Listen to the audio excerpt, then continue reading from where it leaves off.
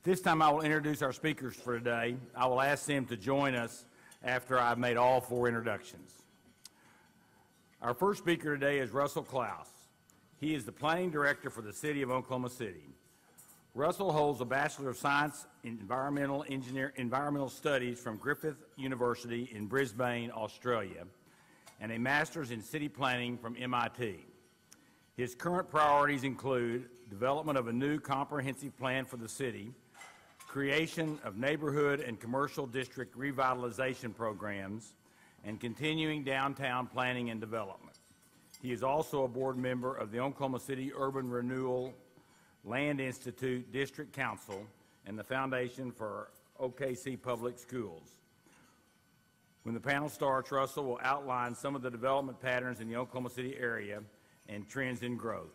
Thanks for being with us, Russell. Our next speaker is John Wooley. John founded EOK Development in 2006. His vision was to facilitate, manage, and consult in real estate transactions and ground-up developments in the Oklahoma City and Dallas markets. In 2009, EOK joined Raptor Properties to work exclusively on commercial development projects in Oklahoma City.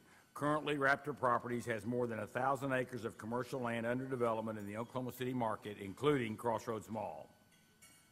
Thanks for being with us, John. Our next speaker is John Williams. He is a native of Pittsburgh, Pennsylvania, and a graduate of Penn State University. He worked for Stouffer Hotels and Resorts, which has been rebranded as Renaissance Hotels and Resorts, for 23 years in 10 hotels.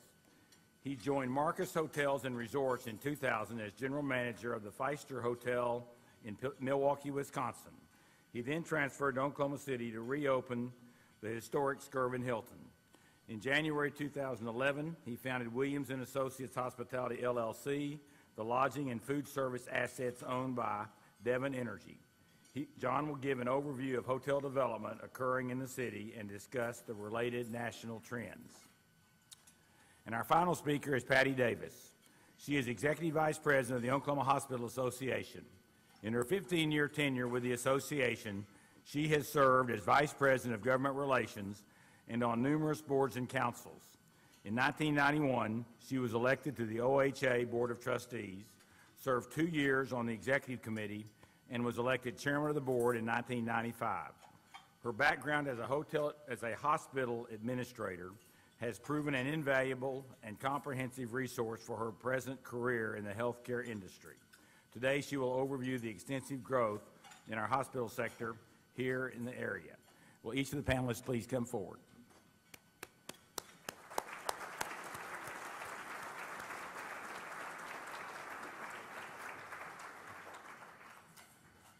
Russell Claus will be first, and then we will go to John Wooley, then John Williams, and followed up by Patti Davis. Go on.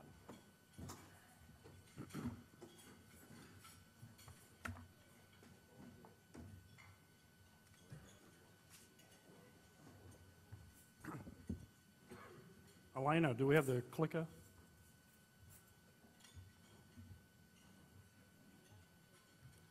I'll be brief. Construction is down, but not as bad as the rest of the country. Thank you.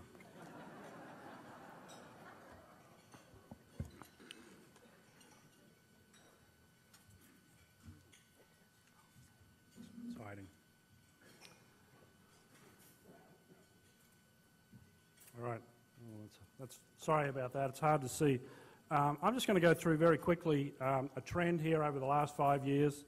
I'm going to look at residential, and then we'll look at the non-residential pattern of development in the city, and then we'll talk about what that means in terms of trends in that time frame relative to the rest of the country and what we might look forward to in the future. So this is the development over the last 5 years. It's very difficult to see, isn't it?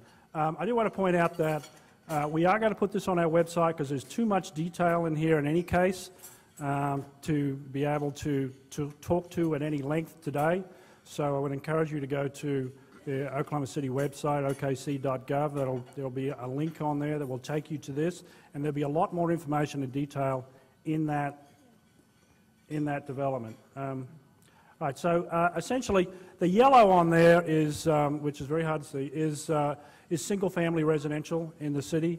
and then the darker dots are the multifamily. So you still see that there's some activity going on. Most of it is on the fringe. A lot of it concentrated in the northern part of the city, pockets over towards south of Yukon, pockets to the east of 235, just south of Edmond as well, and then down in South Oklahoma City.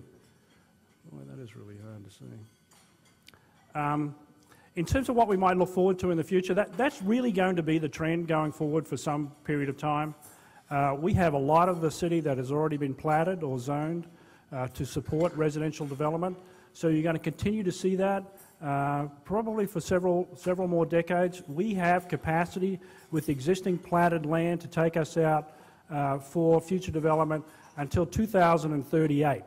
And then land that is designated within the comprehensive plan for additional residential will take us out to about 2050. So we are well supplied in terms of land availability. And a lot of that is zoned out there on the fringe of the city. So you're going to see that out in the north, northwest.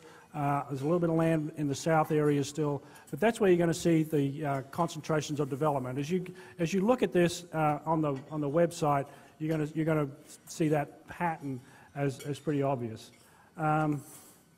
Now, going to look at non-residential permits. This is activity over starting in 2007. You can see there's a fairly even distribution of development activity. Don't try and read those. But when you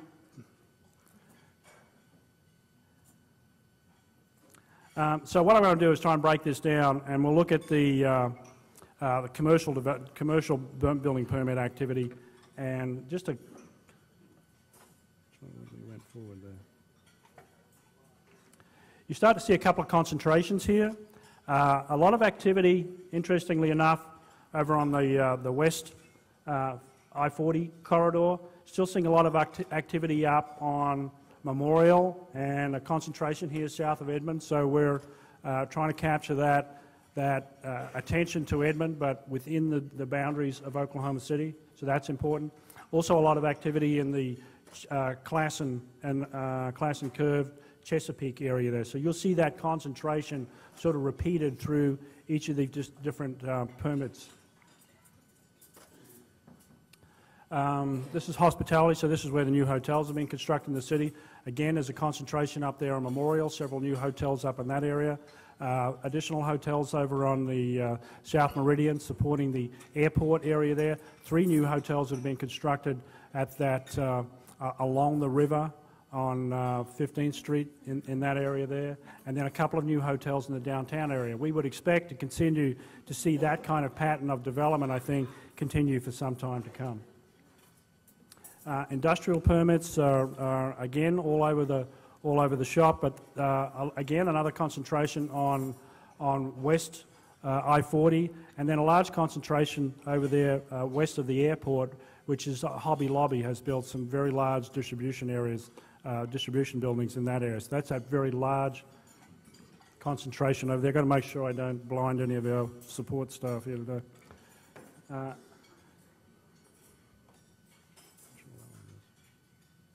Office, again, you're also seeing concentration in the downtown area, and obviously we know where most of that has been driven by the Devon Tower, but we've also had activity up again on Memorial, where we've had the Paycom and other new headquarter buildings that have moved to Oklahoma City.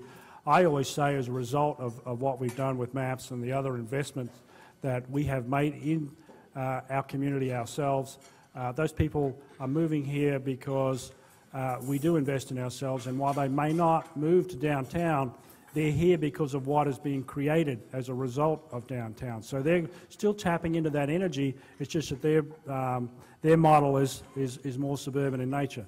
We're grateful to have those jobs, and that's why we have such a low unemployment rate in Oklahoma City. You're also seeing concentration over there near Tinker as well, with a couple of facilities that Mr. Tannenbaum has had some involvement in, and again in the Chesapeake area. Can't see that at all. So in a consolidated sense, this is what it looks like. I had my kids draw this one for you. you'll need to go to the website to get a real clear understanding. I mean, it is scattered around, but you can see these concentrations. So we're still seeing the activity up on Memorial. A large concentration of different building types, different building activities on that West I-40 corridor. I mean, the outlet malls are there, but that's not the only thing that's occurring in that area. Downtown, obviously, Chesapeake, and then some stuff, as I mentioned before, around Tinker. So what does that trend look like over the last 5 years? The red column is commercial, and you can see that that has gone down over that period. You know, 2008 was when the recession hit, so there's a bit of a lag time there.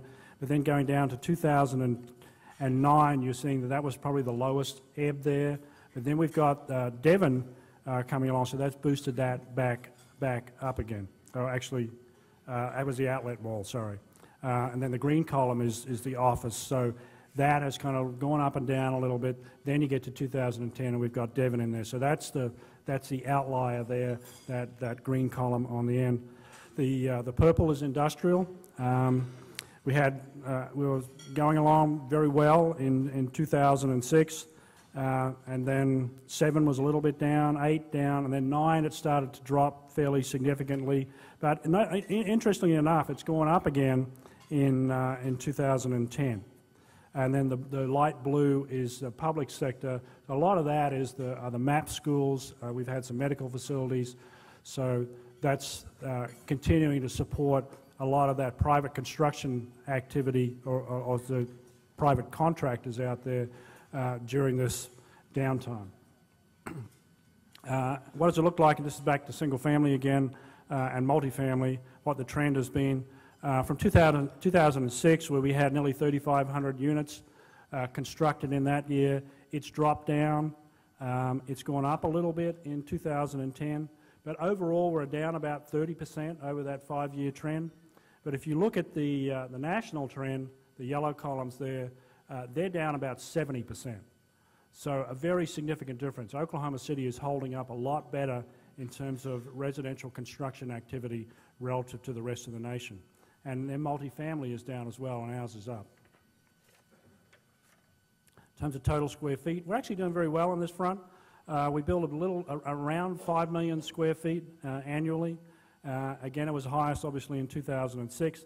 Wavered a little bit. It's gone down, but we've only lost about 10%, maybe 10 to 15% in each of those subsequent years, and it's gone up again, I think primarily boosted by the activity at Chesapeake and Devon in 2010. We hope that trend continues because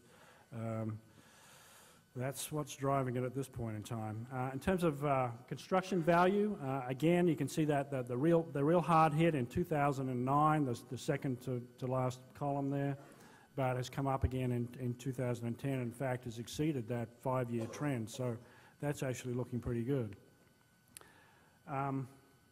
Total square footage. This is an interesting statistic. I asked staff to put this together because one of the responses to the recession and the downturn in the housing industry in general has not only been fewer units being constructed, but also smaller units being constructed.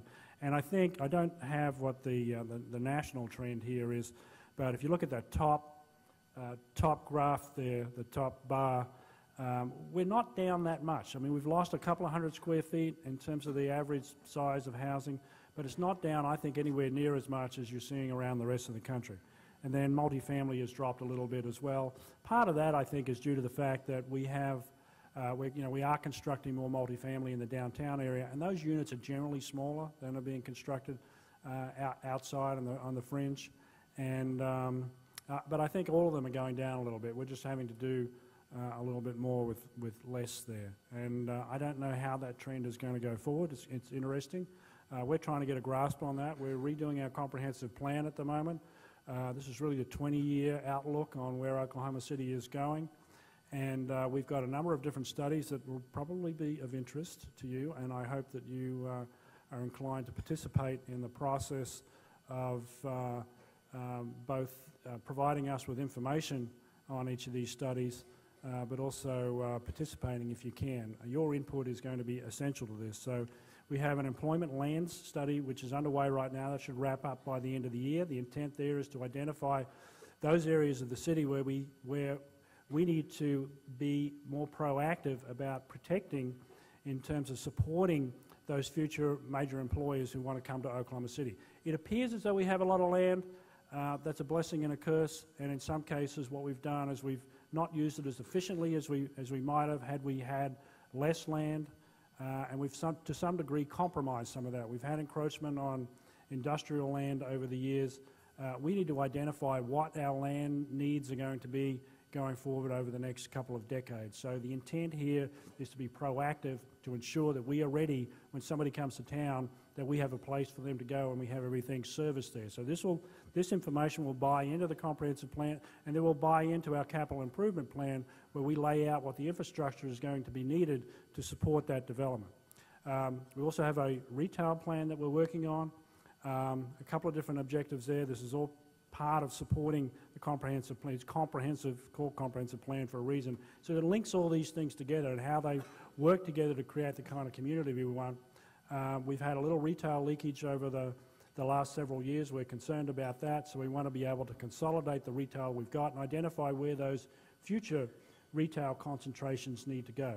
So it's again being proactive about protecting our tax base and creating a quality of life opportunities for people in Oklahoma City and attracting those kind of new retailers that everybody seems to be flocking to these days, Whole Foods and Anthropology, which is what we haven't had in the market before. So we're looking for more new to market as well. And then a housing demand study. This is identifying what the new type of housing that Oklahoma City is going to look to house itself in over the next 20 years. There's very significant changes in the demographics of the country as a whole, and those are present here as well. Whereas we used to have 50% of people had children in their households, now down to 25%. And we also have different ethnographic breakdown as well. So we have a lot larger Hispanic population. That continues to grow in Oklahoma City as well. And then we're all aging. I've noticed that by looking out here tonight. It's very evident to me every morning as I look in the mirror. But they have different housing styles. We need to look at how we might enable our senior citizens to age in place. We're building wellness centers, which I think could be one of the sleeper catalysts out of the MAPS projects, because that's going to distinguish us from other communities in terms of the services we offer. But that's a demographic that we need to be cognizant of. And then we're also doing a growth scenario analysis, which looks at how the city has grown in the past, sort of look at where we are, and then doing trend analysis and identifying different options for how we may grow in the future, because there are concerns about our capacity to be able to continue to support the infrastructure over such a large dispersed area of the city. So those are some of the things that we're looking at going forward. So I would encourage you to get involved in that, and I'll be happy to answer any questions at the end. Thank you.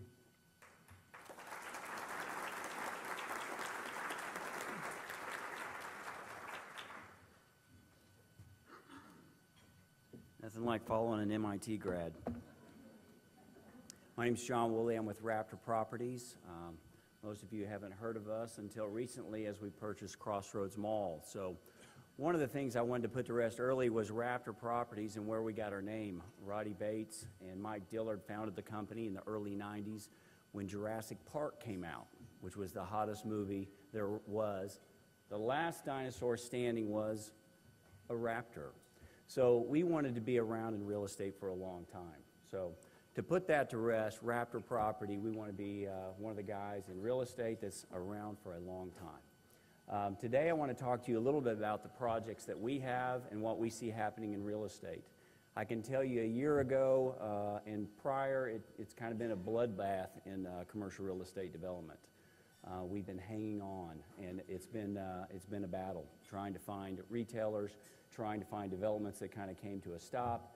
But the good news is that there is a pulse. The activity that we had a year ago compared to today is substantially greater. We have had phone calls on a regular daily basis. Last year we were putting in the hallway on some days because it was just that slow. You could call people until you were blue in the face, and they just didn't care. They couldn't do anything. Now what we're seeing is that the corporate model out there, and those that are publicly traded, the retail companies that are publicly traded, have got to start moving forward again. The market contracted, they held back, but now the stockholders are going to have some new developments. There are going to have to be new stores opening. There's going to have to be new developments for these stores to go up, which is what we're seeing on Class and Curve. The opening of the outlet mall in Oklahoma City has been tremendous for us in regards to giving an indicator of what our economy is like in the Oklahoma City market. With the Thunder here and with Devon and what they're doing, people are beginning to take notice that although Oklahoma City is not sexy compared to some of the larger markets, we are stable and we are a good place to grow and a good place to live. And that's becoming real apparent. I want to share with you a couple of our projects that we're doing. We have about 1,000 commercial acres that we're developing in the Oklahoma City market. One of the first projects we're doing, and I apologize, this was the best aerial I could find. You can see that tiny little red dot. That's the site. So just let your imagination run wild. All right. We have about 130 acres of commercial land that we're going to do a mixed-use development right there, right next door to the Paycom headquarters and the farmer's office call center that they opened. We have about 22 of those acres designated for Class A apartments, which we plan to open up in the first quarter, start construction in the first quarter of 2012. The activity that we had compared to last year was last year we had a few people sniffing around looking for a deal. This year we have national restaurants, vendors that are looking to do end caps and strip centers. We've got daycare centers that are interested in being in that area. We have sit-down fast food kind of hybrid models locally and nationally that we've been talking to. Early child development centers. We have a residential group that's interested in doing a garden-type home product out there. So needless to say, the activity, the pulse is there, and now development, we feel that next year the development on this project and others is going to really, we're going to be quite busy. But that's K-Rock with its access to Rockwell and Kilpatrick there. We think it's going to be just a great location, and the development is going to continue. And that whole intersection really is about to bust open. And we can see that, we can feel it. Our neighboring developers, we can sense that as well, and so we're excited about that. The next project I'd like to share with you about is Quill North. Now, some of you might be familiar with Quill North under its previous development name, which was Toscana. Toscana was slated to be a very high-end mixed-use development. Quite frankly, we would have been wonderful if that had happened. However, with its location behind Quail Springs Mall and the market just wasn't as dynamic as some of our neighboring markets further south that have professional football teams. It just couldn't get the footing that it needed. So unfortunately, we took that project over about a year ago. We are recasting what the master plan will be on that. We do have apartments coming out of the ground just to the north of that one. Let's see, we got a pointer here. See if I can work this. There we go. Right here we have apartments going in. They came out of the ground this summer. We're looking to do another 12 acres of townhomes in this area right here. We hope to turn this master plan into more of a office corporate headquarter campus.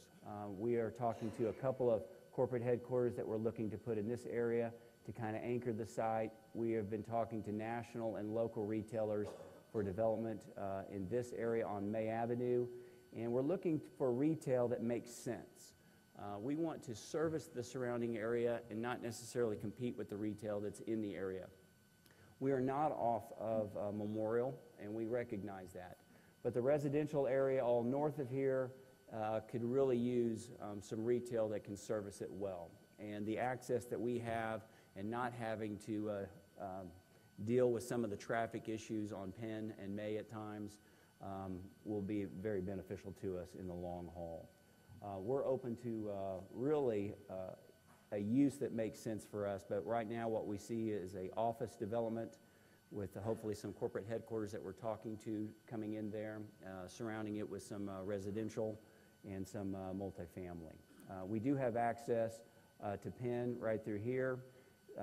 This road right here is the only road that is in. As you can see, you know, being a former college basketball player, I really love this basketball paint court thing right here, but we just simply can't find a goal big enough to put in here to make it work. So we're going to have to work with what we have here, but most likely we're looking to do a multifamily or the townhome product to kind of just turn into their entrance, and that this will come through and we will kind of figure out how to engineer this in a capacity that utilizes the space that we have that is a little bit different from the previous development plans. Last but certainly not least, we closed on Crossroads Mall about 45 days ago. I checked just before I got here, the ink did dry. So we are excited about Crossroads. To let you know, we own everything in here. All right, it goes just like that, right here. This is Dillard's going to the south. Dillard still owns Dillard's.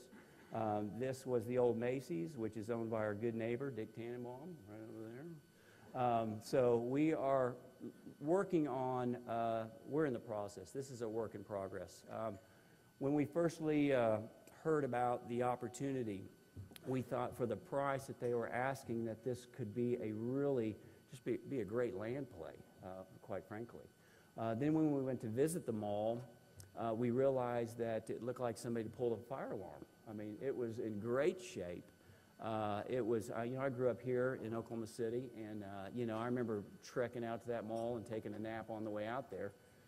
And it was a premier mall, but we were surprised to see just how incredibly great shape it was still in. And I had not been there, honestly, in probably 4 or 5 years since it had been in receivership. I just kind of thought, like most of us, well, it's probably just, it's closed, isn't it? I mean, I don't hear anything about it anymore. So certainly it's closed. So how that kind of went is we went out there and we toured the property and just kind of were taken back by just how incredibly good shape it was in. In talking to the leasing agents, we discovered that they had not been able to do a lease longer than 12 months. And they incorporated a nice, beautiful little pink 30-day notice of vacation slip so that at any time they could pull the ripcord and they would have to get out of there. And yet, even with that happening and that being the case, there were still 46 tenants in Crossroads. And we thought, wow, the passion for Crossroads for the South Oklahoma City area has just been really touching, that the city is around and to see Crossroads Mall come back to life. And Mike Dillard grew up in the South OKC area, so he understands the market as well. All of us grew up in Oklahoma City and the Edmond area, the Metroplex. So we're familiar with Crossroads, and we think that the location is superb. We think the opportunities that are there are great. What they look like at the end, we're not sure. We've been talking a term called value retail. We do not believe that we'll get Dillard's back in its same capacity. We may get them back as a clearinghouse. It's possible. We'd love to see that happen. We do not think Macy's is going to decide that they're going to come back in the fashion that they were. So we've got to change gears and look to out-of-the-state products that are value retail destination. What that looks like, we're still not quite sure. We're getting our head and our arms around it. But we are excited about it. We've started leasing. We've taken the restrictions off of the leasing.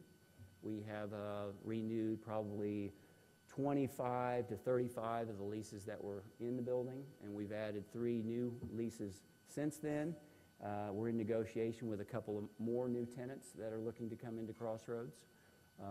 We think that Crossroads, at the end of the day, we want to see it kind of become a community focal point for the South Oklahoma City market. With that being said, we kind of thought it would be good to, as kind of a goodwill, we had our first event at Crossroads in the past 3.5 years, Halloween night.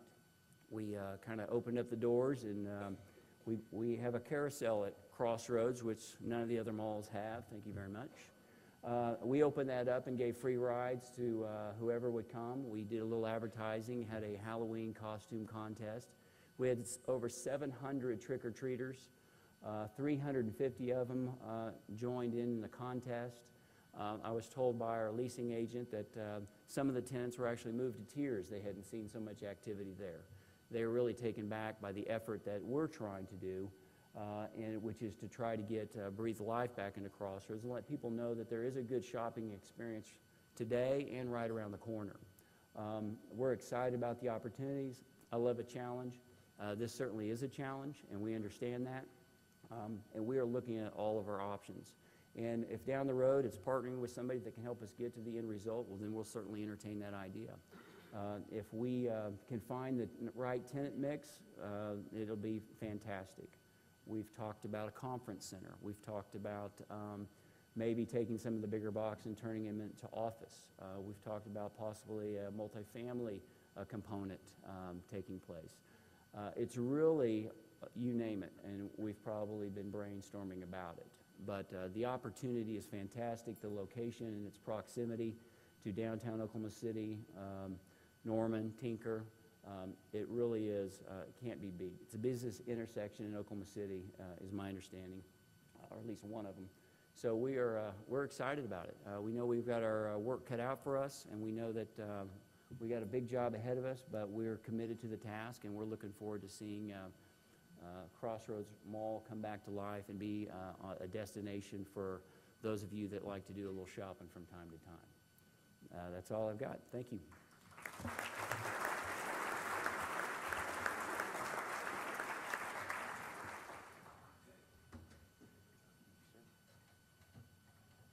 Well, good afternoon, everybody. That is great news about Crossroads. You know, this is a hotel that sat empty and abandoned for, I think, 19 years, 18, 19 years, maybe longer.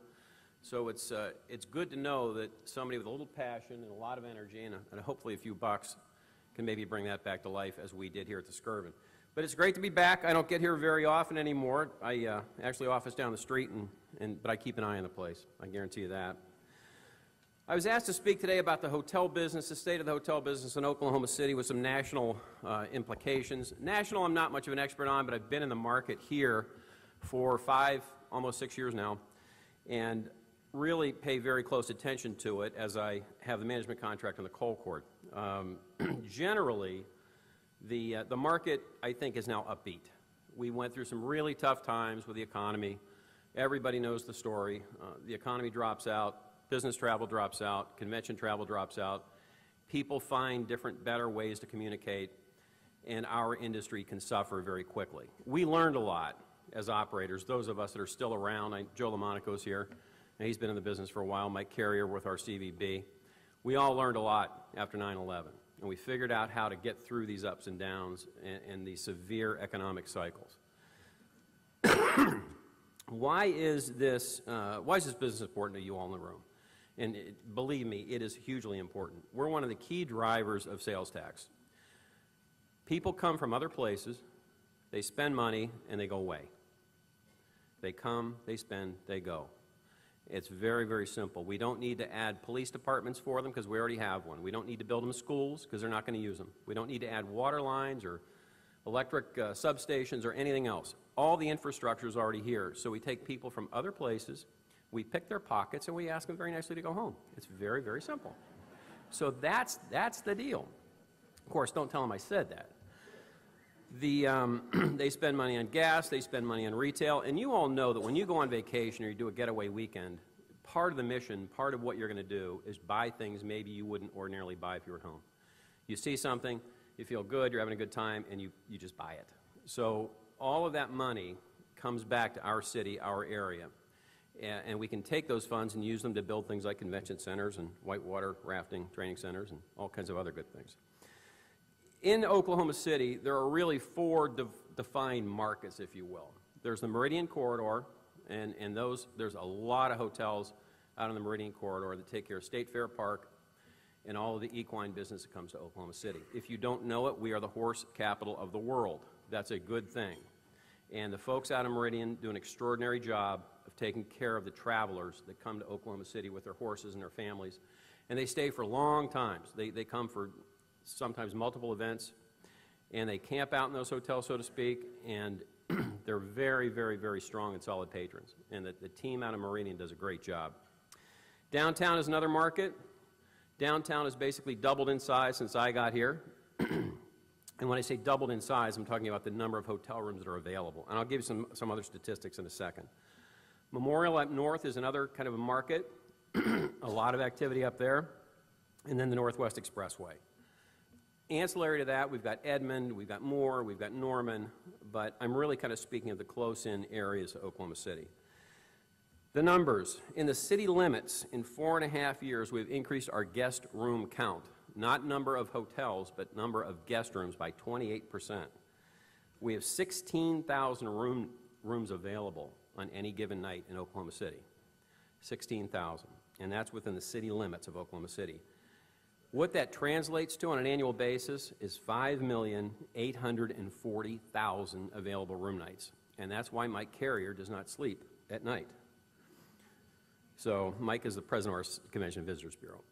He's got to find a way to fill 5,840,000 rooms. Greater Metro has 23,000 rooms, or almost 8.5 million available rooms on an annual basis. There are 154 properties within the city limits, and the average size is 105 rooms. So we've got larger hotels, and we have a lot of small limited service product. This hotel is 225. The Sheraton down the street is the largest hotel downtown with 395 rooms. The Renaissance has 311 rooms. The Residence Inn and the Courtyard, I believe, both have 225. The Residence Inn's over in Bricktown. And the Colcourt's got 108. It will have 109 by next summer. We're going to add one room to the hotel. It makes a lot of difference. It actually does. And it's going to be a very nice room. Thank you, Dick. Dick, you're going to be the first customer in that room. In the metro area, the numbers are a little bit different. 241 hotels total with 95 rooms. The issue in terms of development is that when times were good, money was easy to get, the brands were chasing hotel developers. And the brands, you know, you look at Hilton, Marriott, Starwood, they have a brand for every type of customer. And they've got somebody out there trying to sell a franchise agreement to an owner-developer. So the brands have driven the process. Local developers have looked at the opportunity for either to be operators of hotels or to build them and sell them, to be flippers. Money was cheap, brands were pushing, and land in Oklahoma, as you all know, is fairly plentiful. So it really became to a certain extent, an overdeveloped market. Things have pretty much stopped. There's really one hotel under construction in the market right now. I'm pretty sure that's an accurate statement. It's the Aloft, which is kind of on the Deep Deuce, Bricktown. I'm not sure whether they're going to identify with Bricktown or with Deep Deuce. That's going to be a very nice product. I believe it's 225 rooms or 250 rooms. And it's kind of an upscale, boutique-y, but brand hotel. It's part of the Starwood collection, Starwood Group. But we're looking forward to that. I think they'll add a different style and a different flair to the market. That hotel won't open until January of 13. So we've got kind of a long, dry spell between now and there. There are 14 hotels in the planning stages. Planning stages means that somebody has an idea, somebody's identified a piece of land, they're working on financing, they're talking to one of the brands, and they're planning to build a hotel. Just because it's in planning doesn't mean it's ever going to get built. And that's one thing that you always need to keep in mind. Until you go into the ground, you never know whether a hotel's actually going to happen. There are two coming theoretically to Bricktown, one over at OUHSC, 4 in the southwest, 3 in the northeast, and 2 in northwest Oklahoma City. About 1,500 rooms in the pipeline. A key barometer of what we do and how it impacts all of you is our ability to collect tax. The tax collections, 2008 and 2009, not unexpectedly dropped about 2.2%. 2009 to 2010 really tanked, dropped 5.7%. But we are absolutely positively on the rebound. We're roaring back in 2010 and 2011, the highest rate of hotel tax collection in the history of Oklahoma City. So it's really, really good news. Again, the market is growing. We've got more companies, more businesses coming to town. The development pipeline has stalled a little bit, and it's a really good mix right now. You know, our biggest challenges are overbuilding increased competition in the outlying areas because there's still a lot of land out in Edmond and down south by Moore and Norman. So there's a lot of ability for people to still develop hotels provided they can get financing. Convention Center Hotel is the big elephant in the room, so to speak. As you all know, the taxpayers approved MAPS 3, which included a new convention center facility. We're excited about that. Hopefully that'll be along sooner rather than later. It's absolutely going to happen, though, so don't worry about that. But one of the big issues is a convention center hotel. To make a convention center hotel work, you need a large hotel adjacent to. It doesn't need to be attached to it. It doesn't even necessarily need to be directly across the street, but it's got to be pretty darn close. And here's the staggering number. To build a 600-room hotel with the appropriate meeting space, garage, public areas, and all that stuff runs about $250,000 a key, or $250,000 per room. That translates to $150 million. So it's going to be a tricky thing to get a 600-room hotel built in Oklahoma City. I think it's something we've got to work on, we've got to pay attention to, but absolutely, positively, we must do this. The Convention Center Hotel will be a huge, I think, star on the crown, gem on the crown of Oklahoma City when it comes, and the Convention Center will as well. So I'll answer any questions you have in a couple minutes when our last speaker speaks, and I thank you very much for your time and attention.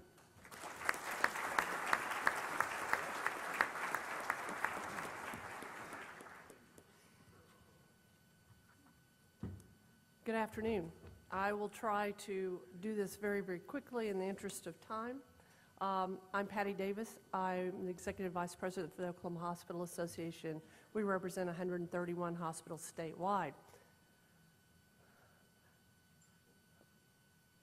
Well, let's start with the newest hospital that just opened. That's Integris Health at Edmond. If you don't know where it is, look for the big white cross. I'm going to go through these very, very quickly. It's added 200 FTEs and total economic estimated impact of over $30 million a year. The Integris Cancer Center of Oklahoma is adjacent to the new Proton Cancer Treatment Center, ProCure. You can see that facility is up and running with 50-plus full-time equivalents. This is not all about Integris. They just got their slides in first, okay?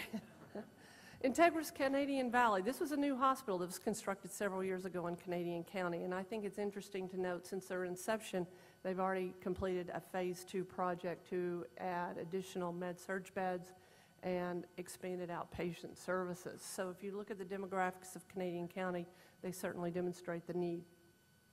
Integris Baptist in Southwest, their main campuses have incurred major renovative cost, but I think it's important for you to note for the Integris system, for their capital projects in the last 3 years, $321 million.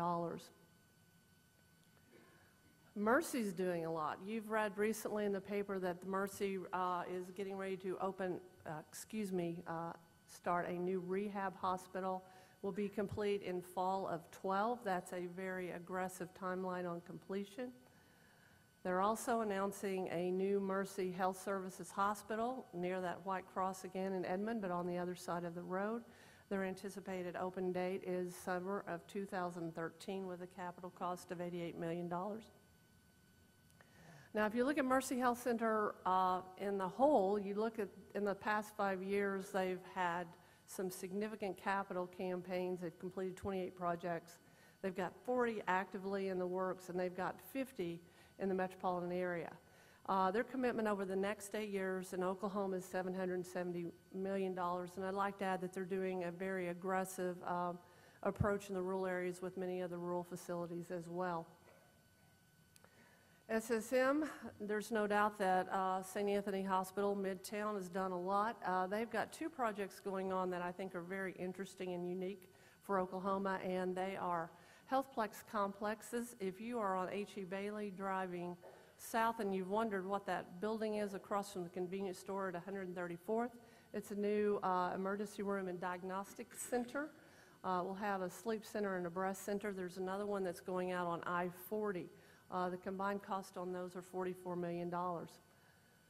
Also, they've done a lot of completion, and these are some of the things. They've finished a RAP Foundation Conference Center that I think that all of us will benefit from being able to use.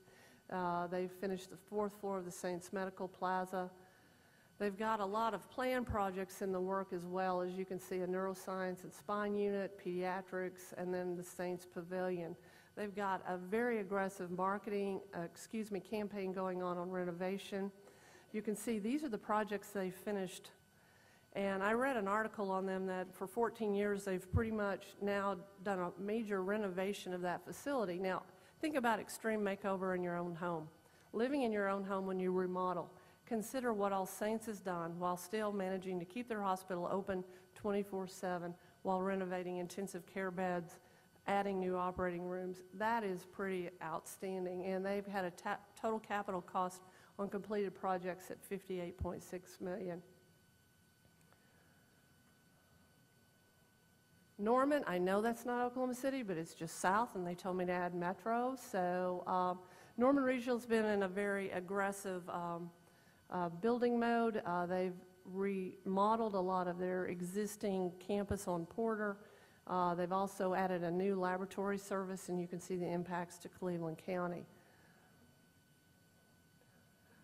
Norman Regional also acquired Moore Medical Center out of bankruptcy. It is part of the Norman Regional Health System chain, and you can see that they had a capital construction campaign there of $35 million and created 190 new jobs. Healthplex Hospital opened not too long ago. I drive by this every day on my way home from work, and it's interesting the way this hospital is constructed. The tall part that you're seeing there are for cardiovascular and orthopedic services, and on the west side of the wing is women's and children's services. Total jobs created 491. They've also added a professional building that's on the same property. They've built an ambulance barn. And then I want to talk a little bit about OU Medical Center because they've done some great things. If you've driven by there, you've noticed a beautiful new glass that almost looks like a slide. That's their new atrium, and it's absolutely fantastic. And if you haven't been down there recently, you need to go out down there and just walk through because it looks totally different. What used to be University Hospital is now Children's Hospital, and they've spent $29 million on the atrium, but they've also done a major expansion of medical office buildings for children, a new parking garage, conference and education centers. I don't know where to point this. OU Medical Center is also affiliated with a hospital in Edmond, and they've recently done quite an expansion there. Most notably that you've seen in the paper, they've added birthing services again. You can see that they are generating 93 new jobs with the expansion and are doing a lot of renovation projects that are still ongoing. The Cancer Treatment Center. This, I think, is Oklahoma's we should all be proud of. This is in conjunction with the OU Health Science Center. This was funded partially by tobacco tax revenues that was passed in 2004 by the people, but there have been an incredible amount of philanthropy in making this happen, and I think as Oklahomans we can all take pride in having this in our city. Other Metro Hospital construction, and I thought I'd be running short on time, these are not to be diminished. I just didn't have time to put pictures in here. Deaconess completed a major expansion in 2008 with ER admissions. The front looks totally different than it used to. That was a huge investment of $88 million. We see Midwest Regional has expanded 2 floors. They've added 102 beds.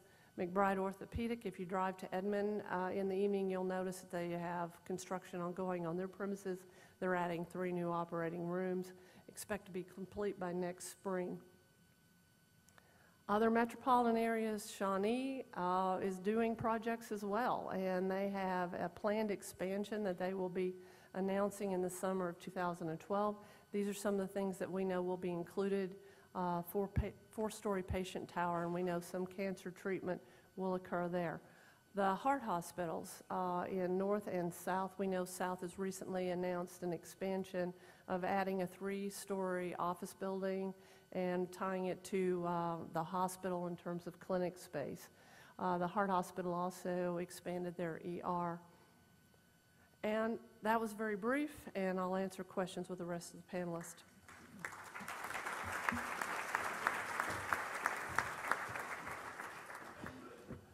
Thank you very much to each of you. As Patti indicated, we are short on time. We do have time for a couple of questions, and I'm sure our speakers will be happy to answer any individual questions after we dismiss. But question? Going once? Going twice? Okay. They may come up in a minute and ask you questions in a few minutes, but I appreciate everybody. Thank you for the participation. Once again, I'd like to thank our signature sponsor, Cox Communications. Thank you very much. Cox Business, excuse me. I hope to see each of you at future events. Our next Breaking Through Luncheon will be Wednesday, December the 14th. Thanks for being here, and we are adjourned. Thanks very much.